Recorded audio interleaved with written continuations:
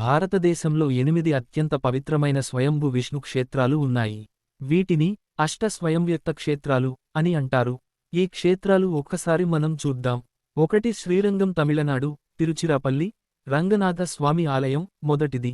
2 శ్రీమష్ణం తమిళనాడు భూవరాహ స్వామి క్షేత్రం. 3 తిరుమల ఆంధ్రప్రదేశ్, చిత్తూరు, కలియుగ దైవం శ్రీ వెంకటేశ్వర స్వామి. 4 సాలగ్రామం నేపాల్, ముక్తినాథ్, గండకీ నది తీరాన వెలిసిన క్షేత్రం. 5 తోతాద్రి తమిళనాడు, నాంగునేరి, వానమామలై పెరుమాళ్ ఆలయం. 6 నైమిసారణ్యం ఉత్తరప్రదేశ్ చక్రతీర్థం, అటవీ రూపంలో స్వామి ఉంటారు. 7 పుష్కరం రాజస్థాన్ పుష్కర సరస్సు తీరాన వెలిసిన క్షేత్రం.